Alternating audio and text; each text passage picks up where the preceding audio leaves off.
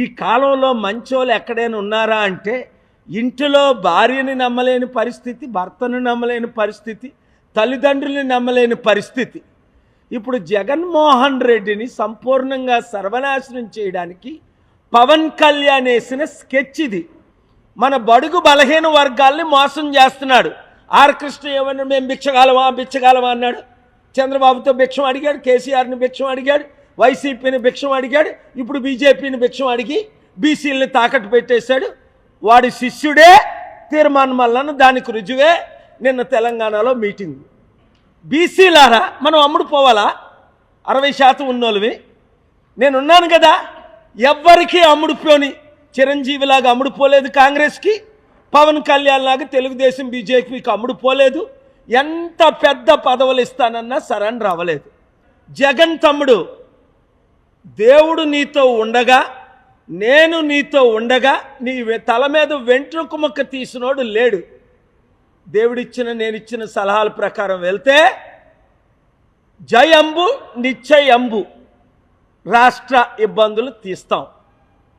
ఇక్కడున్న బీజేపీ తొత్తులు అందరినీ చిత్తుగా రాబోయే గ్రామ పంచాయతీ ఎలక్షన్లో 2 తెలుగు రాష్ట్రాల్లో ఓడిస్తాం.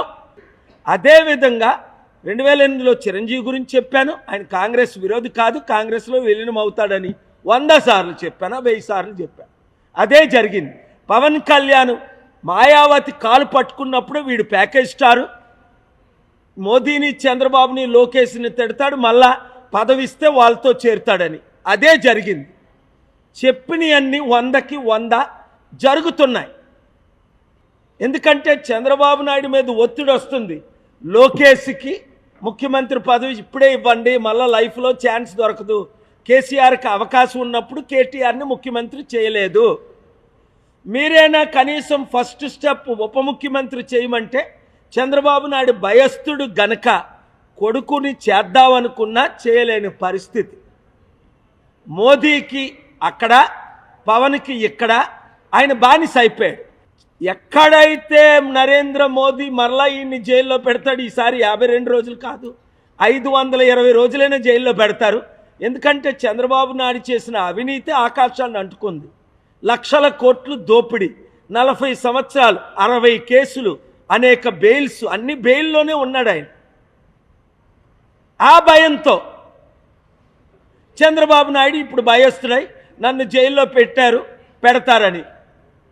ఇది కేవలం ఈ రాజకీయాలు ఎంత దరిద్రం అయిపోయాయి అంటే డబ్బు ప్యాకేజీలు, సిబిఐ, ఈడీ, ఐటీ రైడ్ల ద్వారా అఖిలేష్ లాంటి వాళ్ళు గెలిస్తే ఈవీఎంలు మేనేజ్ చేసి, మన వైజాగ్లో ఏ విధంగా ఈవీఎంలు మేనేజ్ చేసి బీజేపీ చంద్రబాబు నాయుడు బంధువైన ఈయనకి 5 లక్షల 6 లక్షల మెజారిటీ చూపించారో డైరెక్ట్గా దొరికిపోతున్నారు ఇటు దొంగలని.